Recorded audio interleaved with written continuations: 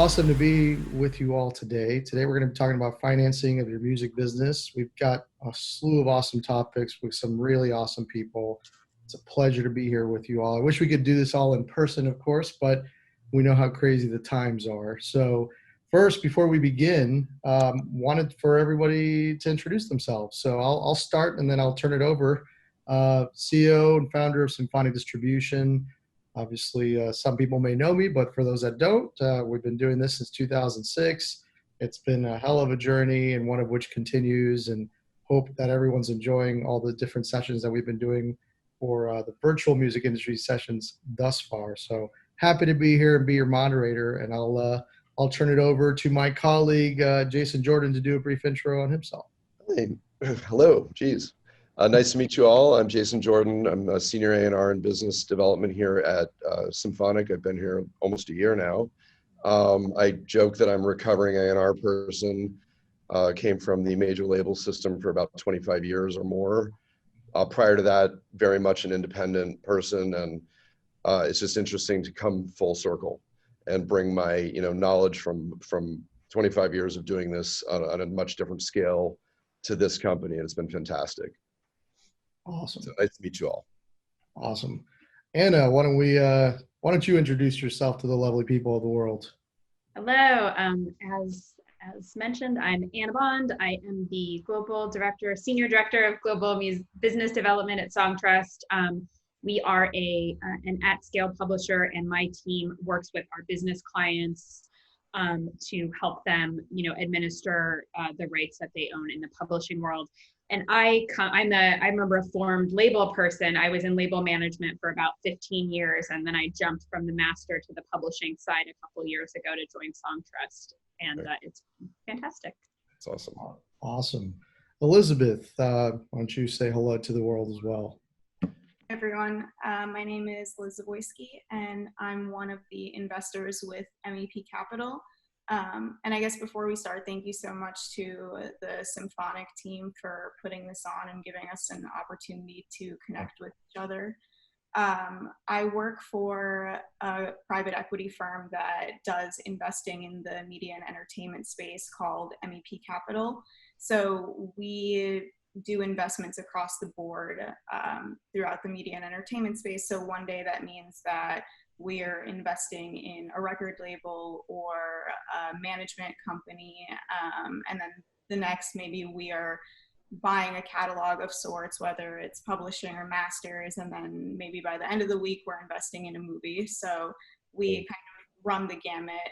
We launched our first fund in 2017, and as of now we have over 150 million in assets under management. And then my personal background, I've always kind of teetered between the music and finance industries.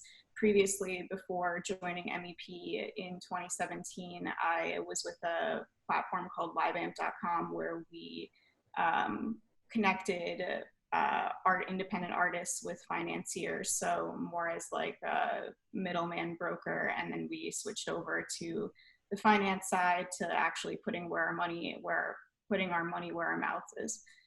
So it's a little bit about us. Awesome. And last but not least, Mr. Rob here. Thanks for having me, Jorge. My name is Rob Filomena. I'm the COO, CFO, and co-founder of Industria. We're a multifaceted platform company focused on Latin independent artists primarily. We have offices in the US, Mexico, London, Madrid, Barcelona, Bogota. So we're kind of regionally very active with independent Latin artists in the areas of record label. We own Nacional Records, which is a well-known indie label here in the US. We have a management company, a booking agency. We have a live events company. We put on the Latin Alternative Music Conference every year. So just involved in different points in the value chain for independent artists across the Latin world. Prior to that, I worked with CD Baby as their first director of music publishing, worked really closely with Songtrust for a while, which was great. So I've been working with independent artists in one way or another in a business capacity for over 20 years. Awesome. Well, thank you all very much for making the time to speak. And I think we have a lot of cool topics today. So, it's finance related, which sometimes may not be as exciting as actual music and creative, but it's a very important part of the day-to-day of musicians, record labels, artists, etc.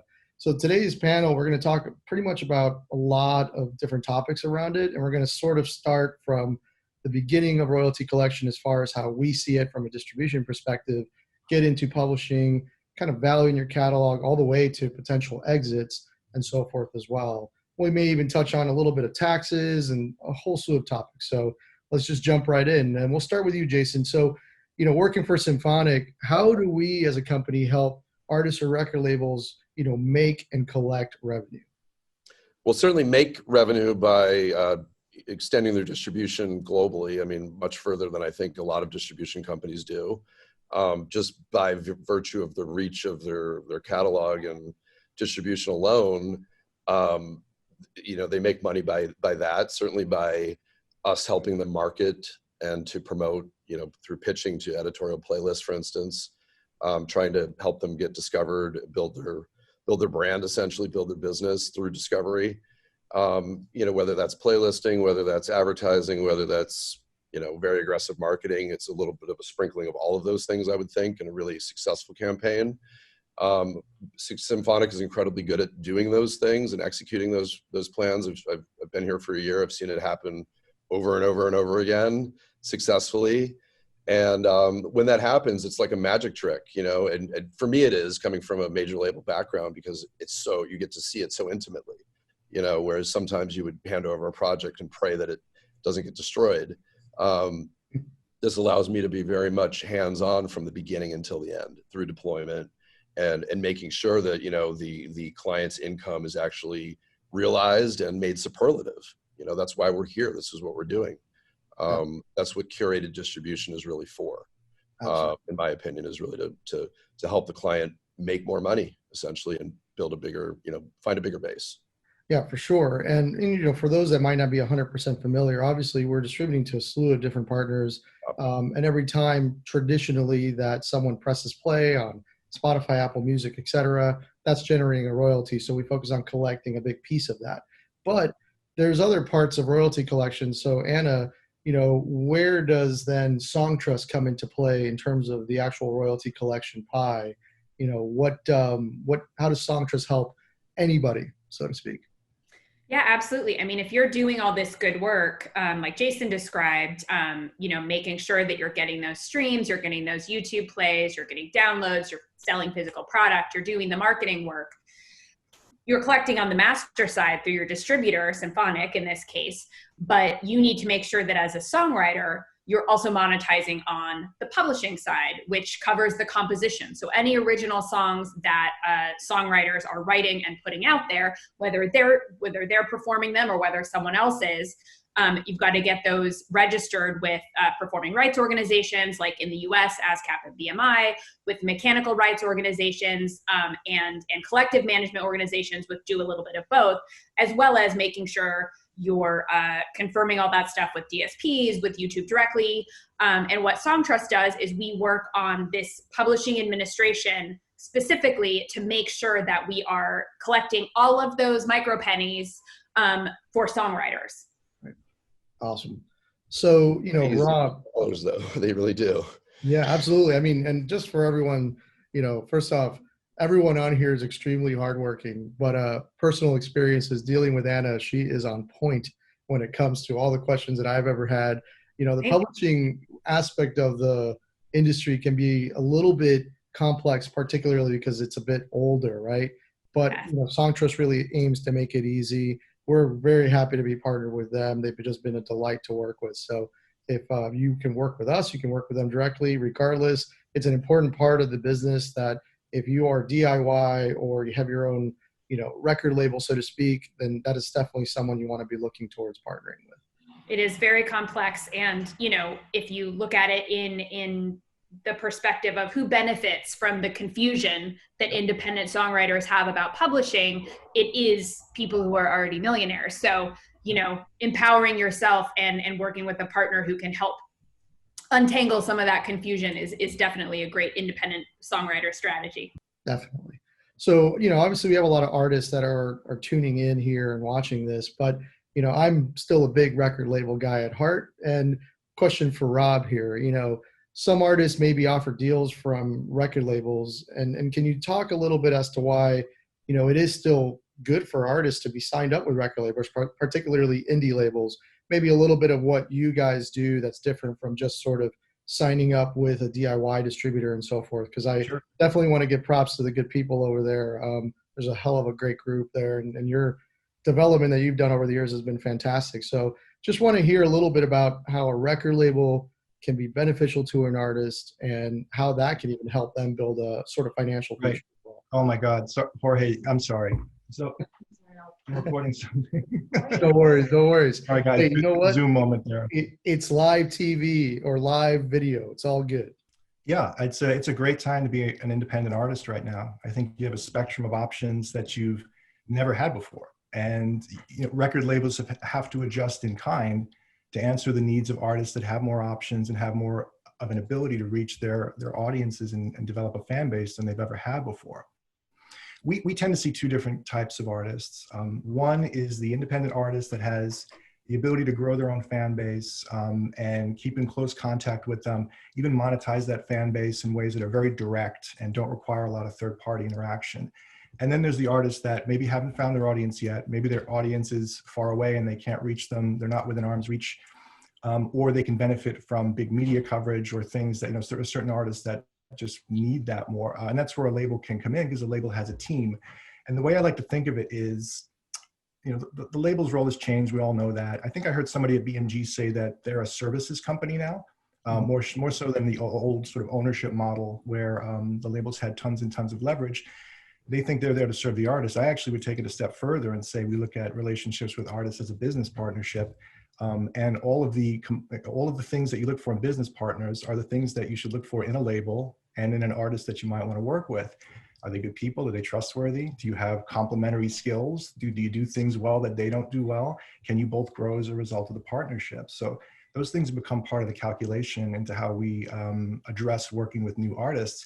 And that involves transparency in both directions. We open up our books to them, they open up their books to us. We talk about what's possible.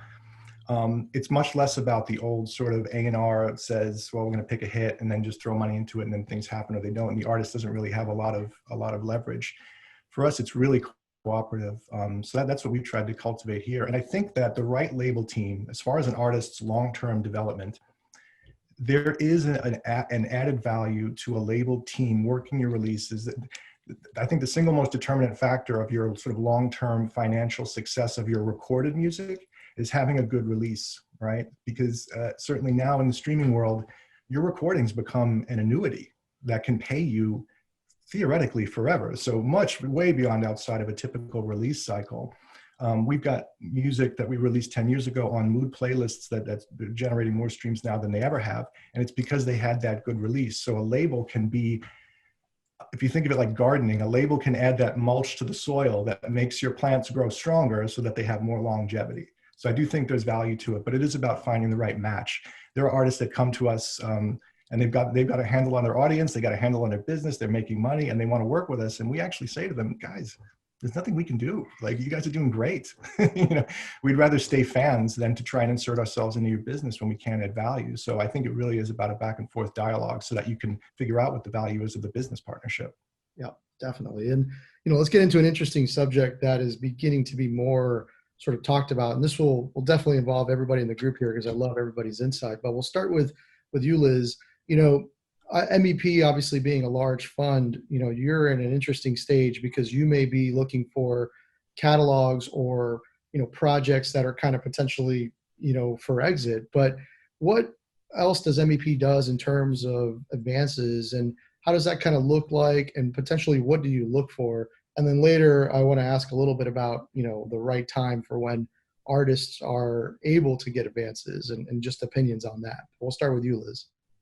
Sure. So I think of us as being on both sides of the spectrum. So like I mentioned earlier, we can be purely a financial buyer for an artist that has a catalog that they're looking to sell, but we can also help in being a cultivator. And the way that we do that is by partnering with folks that are either distribution companies or independent labels.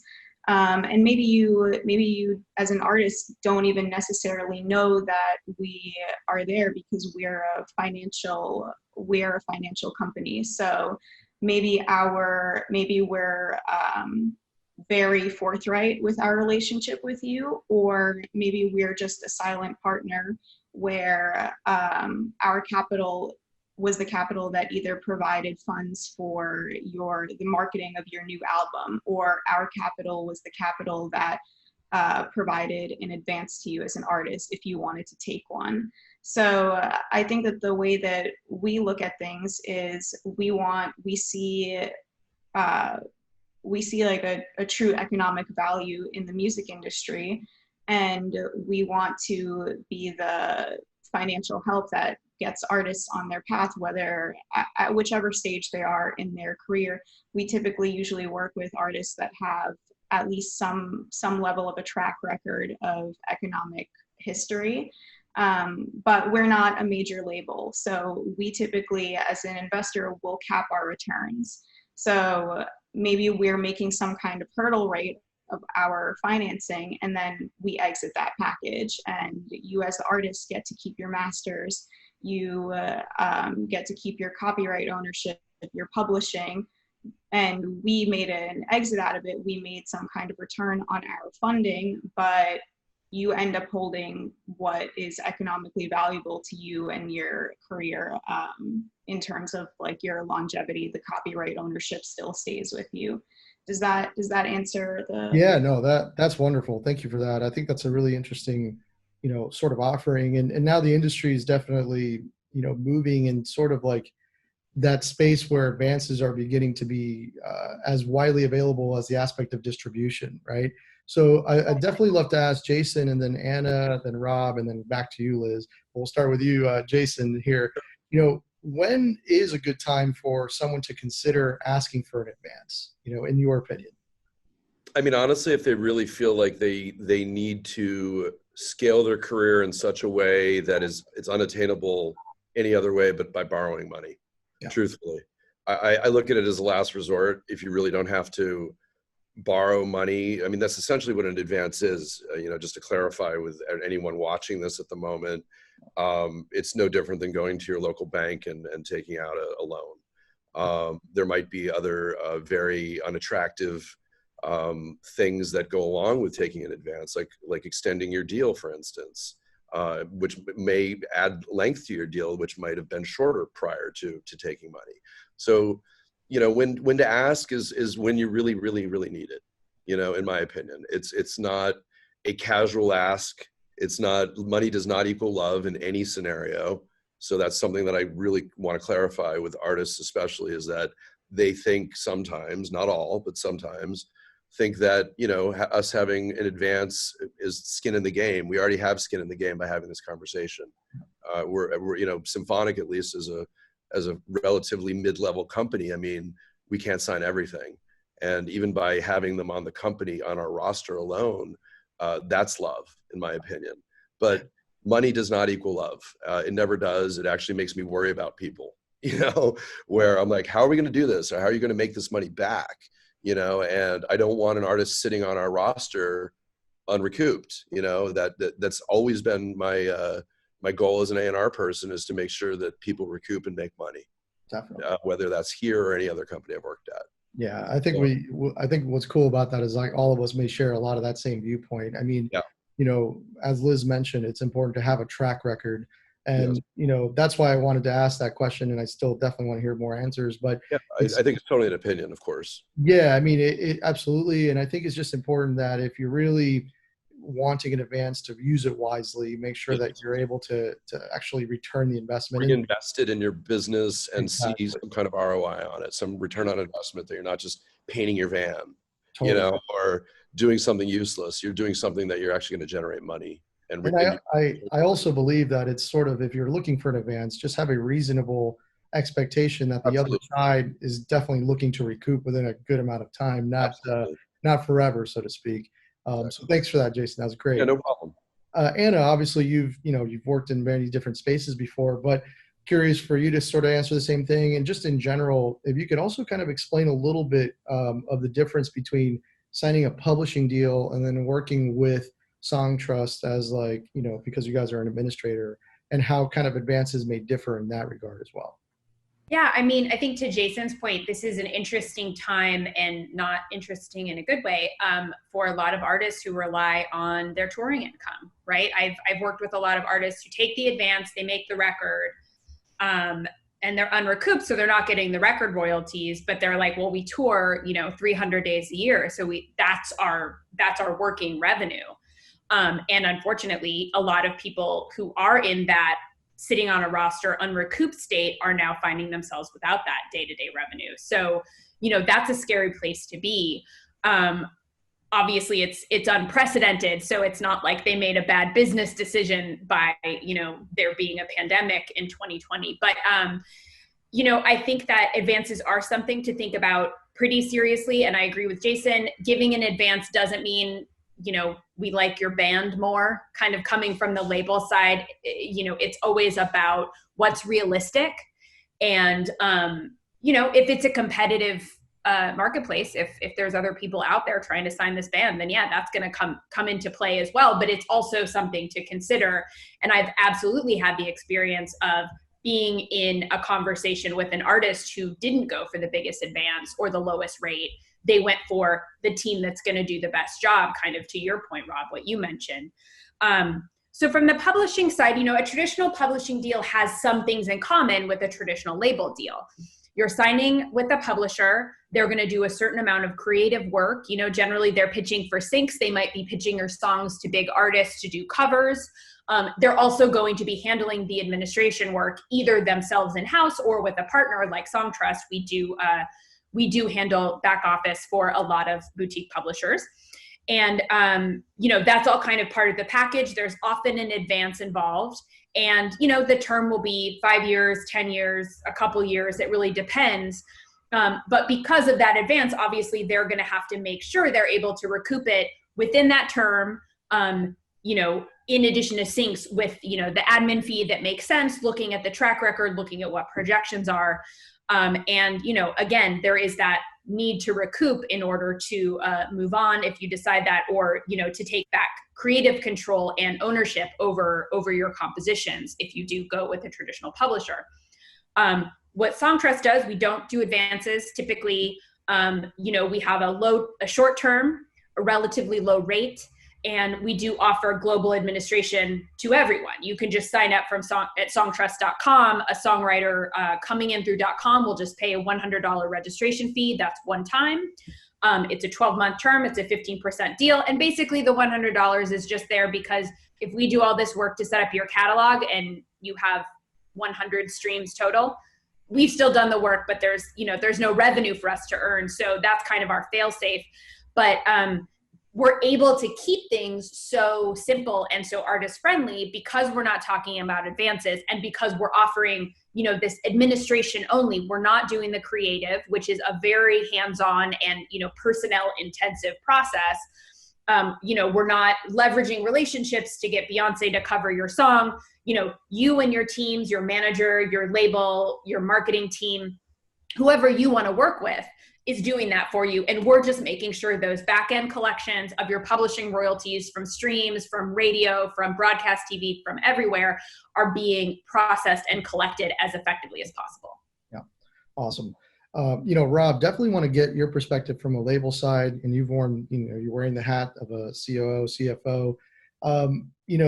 What are you sort of seeing kind of like artists asking for, of course, without mentioning names, but, are you seeing that a lot of newer artists are really interested in advances and not so much royalties? And just in general, love to get your opinions on kind of this whole topic. Yeah, well, and I mentioned earlier that it's a great time to be an independent artist. One of the reasons, and I think to contextualize this, one of the reasons we're talking about advances in this conversation is because the independent sector has seen a lot of capital flow into it over the last 5 years or so. So there's more money available. So it's very much a seller's market. So we have artists from all across the spectrum, including new developing artists, where advances are a conversation starter for them, because they're talking to let's say they're from Chile, they're talking to their local distributors and they're offering money. They're talking to regional distributors, they're offering money, and they label, what are you guys offering? So artists have a spectrum of options right now, and cash has become the primary touch point with which they associate value. And I think that's problematic personally, because um, I don't know that I think artists look at advances as some kind of a validation, more so than as a way of contributing to the long-term health of their personal business, right? Like getting signed to it used to be getting signed to a major label was a major goal for a lot of artists just because they wanted to, and then they get into deals and they realize, well, this is not so great. I think money up front is a validation. And I think what I try to do is work with the artists to figure out what do they actually need to run their business. A lot of artists take advances and they just use it as personal working capital, which is tough because it doesn't last. And in many deals, that's the last money you'll see. So it really is hard, and it really takes kind of a foresight that is really challenging for artists, especially ones who are, as Anna was saying, who are now living without their live touring money, to make decisions based on the long-term health of their business as an artist. So we're seeing advance requests as part of the norm. And what we need to do is justify whether or not it's worth the investment, and also worth it for the artist, because we definitely do see concern about the dollar amounts of advances, even for developing artists, becoming a decision point for independence. So we have to demonstrate either we can work with them on that level, or we have to demonstrate how we can make up that value in other ways.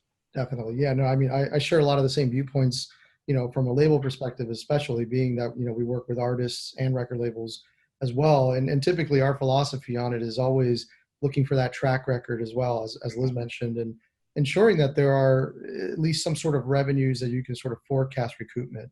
So going back to Liz, I'd love to kind of get an insight over what you guys look for from a due diligence perspective, or what are some best practices. And if anybody else wants to comment, you'll be able to feel free to jump in. I mean, I just wanted to kind of like make everyone aware of the fact that just because you make music, you don't get an advance. And just because your Spotify monthly listeners maybe have just skyrocketed, that doesn't mean that it's going to be a good investment for anyone that's issuing it. So Liz, you're looking at types of deals that are, for full catalog purchases or just for advances. What would you recommend that someone come to the table with? And just in general, anything else you'd like to add to this topic? Yeah, I think that first and foremost, what we look with when we're considering partnering with someone is who the team is. So whether that's just an independent artist, but they're extremely on top of their stuff, they have an accountant that's working with them, their records are really clean, everything is as it should be recorded. That's definitely something that we're looking for. Or is it a manager that's incredibly on top of the artists that they work with? And then second, I think that we look for longevity. So like Jorge said, if it's someone where your Spotify streams were over here last month and then they just skyrocketed up to here, that's probably not the deal that we're doing. We're doing a deal that has longevity, and maybe it hasn't grown that much, but it's moving at a flat, maybe it's growing, but it's moving in a sustainable pace where you can keep that growth up. So as an investment firm, we don't do deals where the artist isn't going to recoup, because if the artist doesn't recoup, we ultimately don't make money. We want to see the artist recoup, and then we also want to see them get out of our deal. And then if they need capital for something else, we want to be the people that they can go to time and time again if they need it. But yeah, I think the track record and team for us are the two most important things that we look for as an investor. Definitely. And I think for anyone watching, if you also just kind of want to know if you're really thinking that, you have consistent earnings month to month and that you can put an advance to work, I think looking at it like a banking relationship, like Jason mentioned, while that seems a little bit cold and weird for the music industry, is important, because whenever we're interested in doing advances, we're very selective about it. And we're looking really at a few years worth of earnings records. So that way we can ensure that our investment is going to be safe. And we're typically a little bit more admittedly conservative in that regard, because we like to do deals where, everyone is happy and that we can all guarantee recoupment. But that's just something that I would definitely say is, ensure that you have your records ready, be organized, and be transparent, because it's serious business. And it can mean that, you're going to be in recoupment hell, as I like to say, for a long time. I don't know if anybody wants to add anything else on that. That's essentially where I jumped off, is that I just would hate to, as Rob had stated, that, you know, to build on my statement that, you know, they see an advance as value. You know, it's my statement is money doesn't equal love is very similar. And that does scare me a little bit, only because, you know, I think it's okay to take the advance if you know what to do with it, if you have a plan for it, if you're going to reinvest it in your business and you think you're going to actually make it back and grow from it. That's a wise time to take an advance. But I just worry about, again, changing the terms of a deal based on somebody taking money. And if they're able to get that money from a third party that isn't us, that doesn't change the terms of their deal, then I feel good about that. And I also like the idea of what Rob also said, is that sometimes, you know, I applaud people. I'm like, your business is doing great. You don't need a record deal. You know, coming from the major labels, that's what I was saying for like pretty much the last 6 months I was there, which is why I knew I needed to leave. That I was meeting with people who had 100 million streams, and I'm like, you don't need a deal. I'm gonna like possibly throw water on your career. Like you need gasoline, if anything, and guaranteed gasoline. So that's really where, you know, you can go back to your distributor and probably make a very good deal. Yeah, that's the beauty of independence, and in general, you know, the record labels, I think, that are in the independent sector, you know, like Rob and the companies like Songtrust, these are the ones that, in my view, can really benefit, you know, the indie, but also those majors that are obviously the major artists that are now shifting from being with majors and looking to be more independent. It's pretty solid.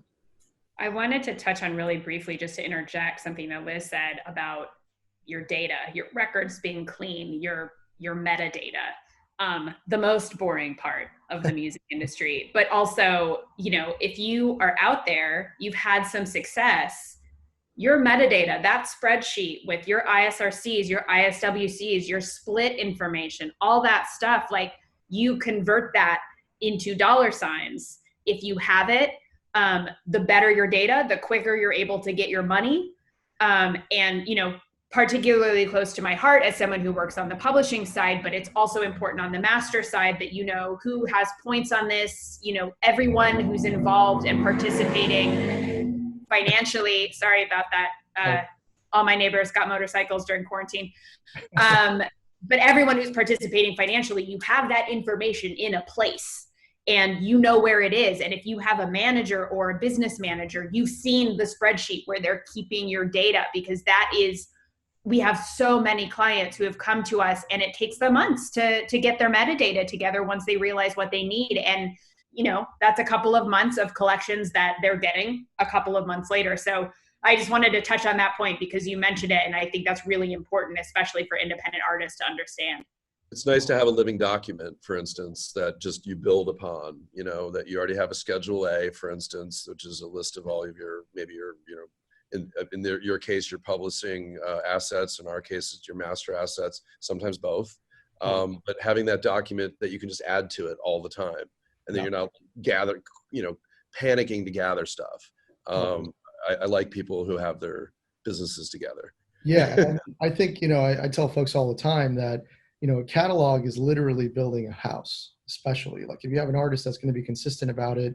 You know, metadata is a foundation of it, and you want to make sure that's accurate because any mistake there could actually cost you. But when it comes to a record label evaluating you or a fund evaluating you for a potential investment, you know, they want to be able to ensure that everything is sort of tip top before they actually make it. So these are definitely the required documents that a bank would sort of ask in our field and so forth.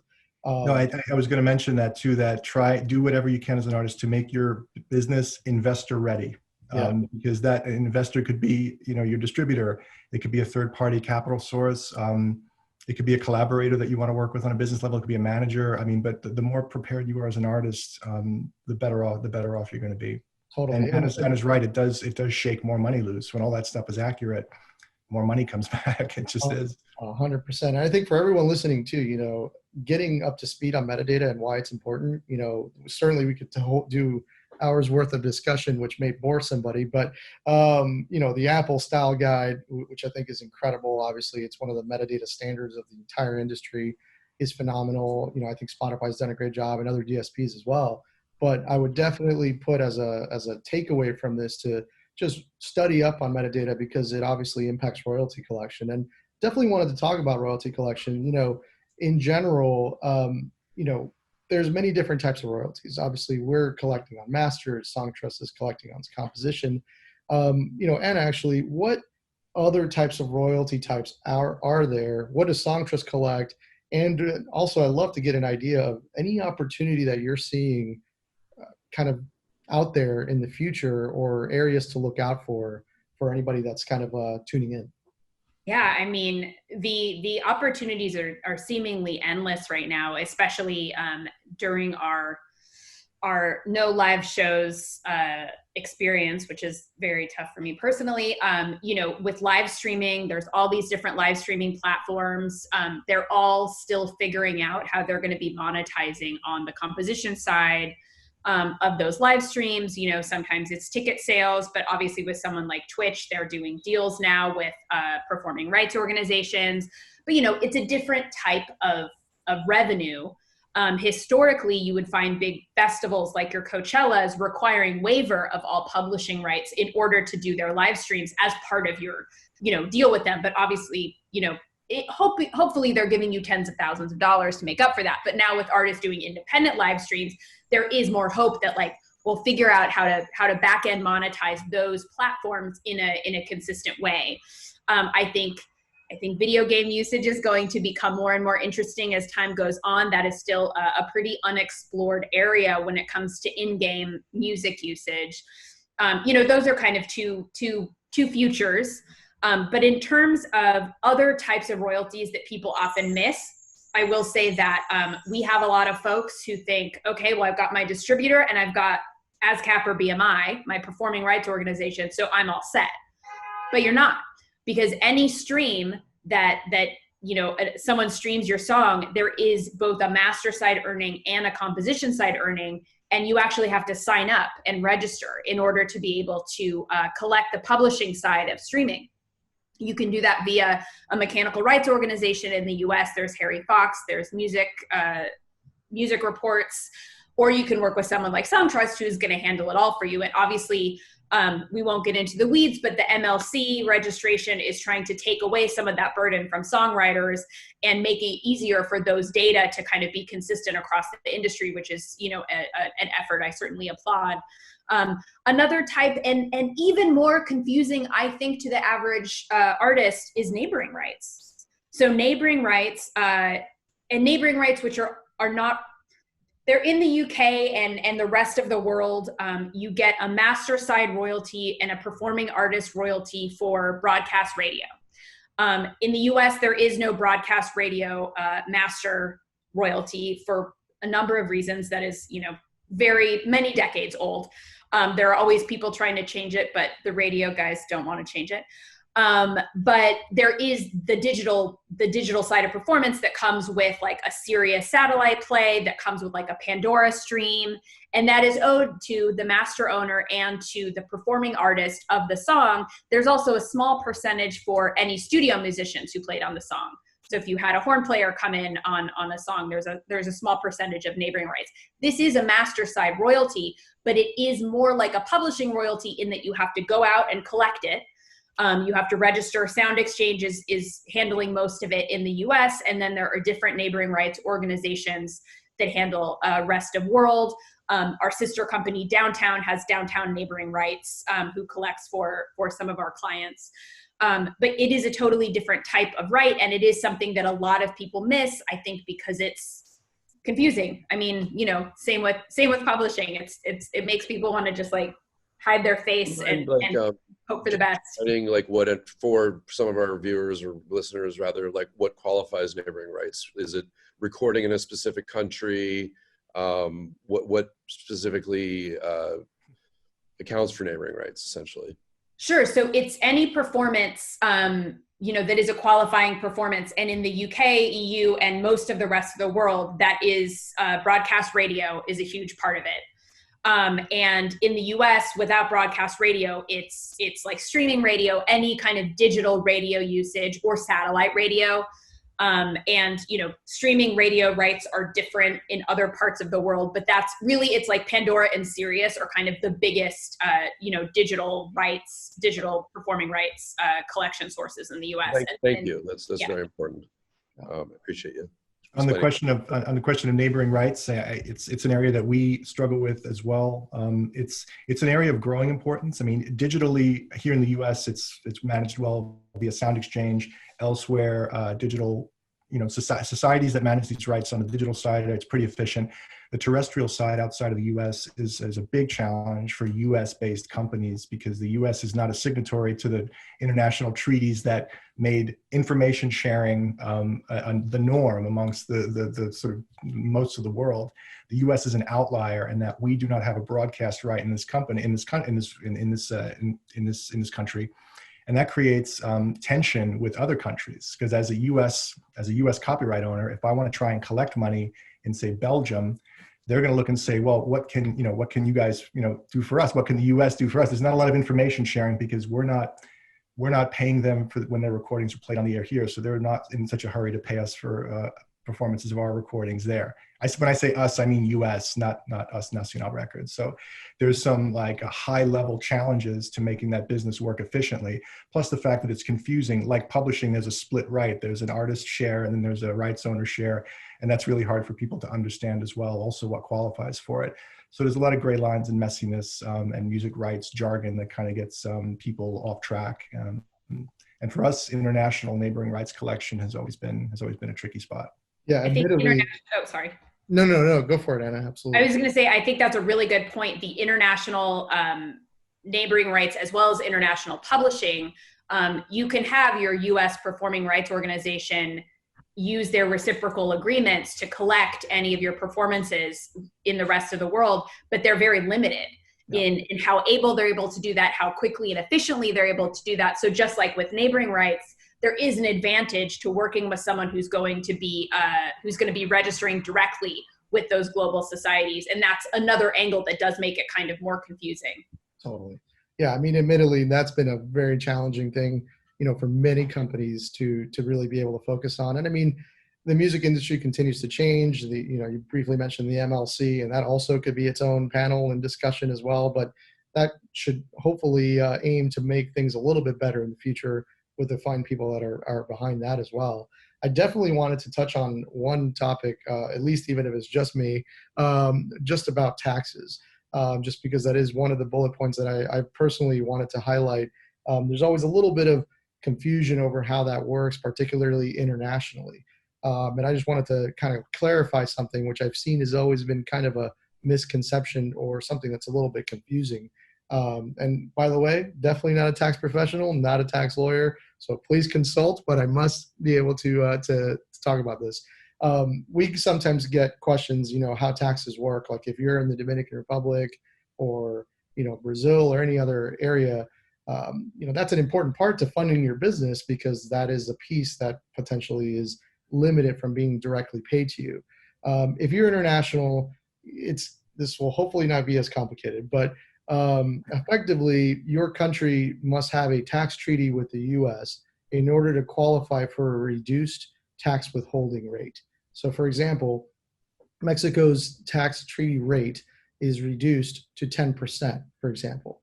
But the Dominican Republic or Brazil, they don't have a tax treaty. So it's 30% that is withheld. Now, to be specific, it's the percentage that is withheld is U.S. specifically sourced income. So instead of your entire income necessarily being withheld, it's whatever was earned in a particular territory. So that's something that we always try to specialize and kind of communicate about because it's one of those things that can be confusing. Like if you're an international artist looking to, work with different companies that are based in the U.S., the assumption is that everything is going to be subject to withholding, but it's mostly the U.S. piece of it. So I wanted to touch on that. That was actually a question that I had gotten before the panel. So hopefully that helped answer. And if anybody wishes to add on any tax specific discussion, feel free. It's a fun topic, you know? Yeah, I would say this is something that we contend with a lot, both as a label and as an artist manager and as someone that's putting tours together, because we're sending artists to different countries and those fees are being paid two outside countries, and there's tax withholding issues. When artists are touring here in the U.S., there's ways they can reduce their taxation by getting a central withholding agreement. They can also incorporate here. They can get a U.S. tax ID number and file a U.S. tax return and be treated as a U.S. Taxpayer for tax purposes. So that will help reduce their burden. As an independent artist, collecting money from plays all over the world, if you're just like an artist and you got your music out there and it's being streamed all over the world, there's a certain amount of this withholding that you're just going to have to surrender to, right? Because there's just not, I know, and I've done it as a songwriter too. I can't manage withholding. Like if my music's being played in the UK, I'm not going to incorporate in the UK and attempt start a local publishing company and attempt to collect the money there. I mean, the hurdles are extraordinary in doing that. And we're incorporated in a couple of different countries outside the US. And I can tell you that it is not a fun process for anybody, much less an independent artist trying to collect. So I think there's a certain amount of surrender, but if you are an actively touring artist in international geos and the dollar amounts are really significant, you want to get yourself a local tax accountant to work with you to work out these local issues, because they are tricky, and they can end up saving you a lot of money if you manage it properly. Absolutely. I think picking your battles is something that anybody should do in general. And as your revenue grows, that's definitely when you want to consider exploring how you can do things within territory. But I agree. I mean, there's just going to be certain things that are unfortunately the way it is. And one funny thing that I when I was first researching the topic about taxes and treaties years ago, it's just how long some of these treaties take to actually be negotiated. I mean, some of them have been in discussion since the 90s, if not older. So while we sit and wait and hope that the U.S. and foreign governments can strike up deals that can really help commerce and economies thrive, it's something that'll be difficult. And sounds like we're on C-SPAN right now. So I'll definitely, switch the topic to something more fun. As we're getting towards the end of it, I would love to just hear any kind of best steps or recommendations that you would have for any artist or record label that's kind of looking to build a financial future, within the music industry. Just anything that's sort of on top of your head that you would like to discuss, and anybody can go first. Think of it as a business. It's apart from your creative soul and expressing yourself. You have to carve out a little portion of your brain to think about it as a business. And the stronger you build the foundation of that, the better off you're going to be long term. Totally. Yeah, I think that's a really good point. I think focusing on the metadata and getting that information from step one is really important. Making sure that the team you're working with has your best interests at heart. I will put in a small plug for an asset or resource that we offer to everyone, member or not, called the Modern Guide to Music Publishing. It's something that you can download from the Songtrust site. And if you are a songwriter, if you are early in your career, if you are a industry, decades-long professional who still doesn't have a handle on publishing because it's super complex, that's where I was before I got into the publishing side. It really breaks down, these are the pieces of the song, these are the pieces of the publishing side, these are the different types of rights out there, these are the different sources. So I recommend if you have any interest in learning more about publishing, that's a good place to start. Yeah, I definitely want to plug some knowledge bases right quick. The Songtrust knowledge base and the help resources are really, really quick and easy, methods for you to kind of get educated on it. I think the guides that they provided, the Modern Guide, is fantastic. Our knowledge base on Symphonic, you can just get to it from the help section of your login, but also within our footer and websites. And there we also try to go a little bit deeper from a tax perspective and just kind of like general music terminology. It's not a bad thing to just kind of study up on things. Like, admittedly, not all of us are perfect in this whole entire crazy industry that continues to change. So continuous education is definitely key. I read Symphonic stuff all the time. Yeah, and we're reading Songtrust. Look at this love fest here. I subscribe to a lot of different, different PRO newsletters. I mean, I get a lot of information from every part of the industry. So it's like, nobody's Switzerland, but I'm able to drill down sort of by different information assets that are available to anybody. There's a lot of business driven information in those newsletters even. So I find value in that too.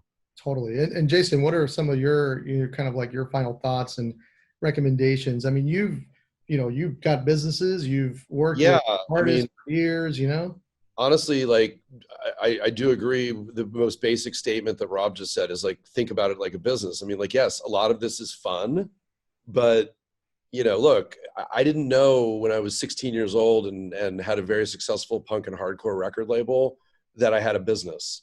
I really didn't. I was like, wow, this is really fun. But I paid taxes and, that stuff wasn't fun. But anyway, honestly, final thoughts are really just build a team. You don't have to, it doesn't have to be the same crew for everything, whether you got a great business manager, you have a great manager, you have a great distributor, you have a great label, whatever it is, like just find the best person for you in each one of those categories. And I think that's the best way to succeed going forward. Awesome. Just echoing off of what Jason and Rob both said, I think budget, whether you're an independent artist or a label or a management company, budgeting is extremely important, and you should save and target to dates that are coming up. Like if you know that you have to pay taxes on X date, don't think about it later, think about it now and plan for it. And yeah, just treat things as an actual business and keep everything neat and tidy. Totally. I mean, one of the other things that are worth Googling about is some of the fraud that has occurred with the PPP actual program. So don't do things like that. Do not take an advance and go and buy a Lambo just because you want to be cool. If you're taking advances, investment or anything, put it to work wisely. And, that would definitely be my piece of advice. And actually definitely wanted to, ask one more question, kind of a little bit to Liz here. In general, if artists are kind of like searching like what's happening in the financial aspect of the industry, particularly like sites like Music Business Worldwide and so forth, they're seeing a lot of stories now of like funds buying catalogs and for pretty large sums.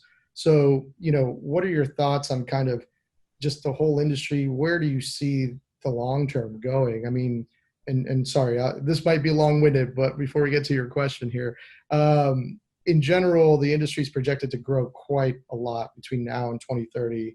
A lot of financial reports are coming out about this from Goldman, et cetera. And that's why there's definitely a lot of financial interest into advancing dollars, getting royalty streams from it, or even purchasing catalogs. But I definitely wanted to at least ask that for anybody that might be watching this that's now to the point where they might be looking to sort of like offset their catalogs. What are kind of your viewpoints on all that? I think that from an artist perspective, if you have a catalog that you're willing to sell, you might be able to get a really great price on it right now. And it's a great time for that if you're willing to give up the rights ownership to that. On the flip side, we have a lot of discussions with artists that sign label deals, major label deals, primarily when they were really young, and they want to buy those assets back now if there's a conversation to be had. And sometimes we're plugged in on that, and we can try to be helpful with that, even though it's kind of a hard process to get copyrights back from a major label. But from us as a fund, I think we take a more conservative approach, and for better or for worse, we think that there ultimately will be a stabilization event in the future where maybe things aren't being sold for 20x last 12 months earnings. Right. But a lot of people have a lot of varying thoughts on that. And if you're an artist and you're getting 20x on a really good year for you, I think that that's a great deal. Yeah, for sure. I mean, can't complain for that payday. Yeah, this has been great. I mean, just to close the loop from my end here for everyone that's watching, our aim here was obviously to talk a little bit about the basics of how we collect revenue from a distribution perspective. That's a little bit known, but for you to be able to build a financial future, having your music out there to earn streaming royalties is key. But then you want to be able to work with a company like Songtrust, whether through us or directly. And then if you're an artist, team up with a record label if they are of interest for you, so to speak, just because of the fact that that team aspect is huge. Once you do build that and you retain your rights, then there's an opportunity for you to either exit or seek more financing for future projects. So I want to definitely thank everyone that's on this panel. This was a lot of fun. If we didn't answer any questions, or if anybody watching has any questions, feel free to send them along. I'm sure on social media we'll be able to answer quite a bit of that. So yeah, thank you all very much. It was awesome to see you through a computer. I miss seeing some of you guys, especially in person, but hopefully in normal times we can have these discussions as well. Thank you, Jorge. This was really fun. Thanks for the invite, Jorge. It was great meeting everybody. Have a great one. Thank you. Thank you.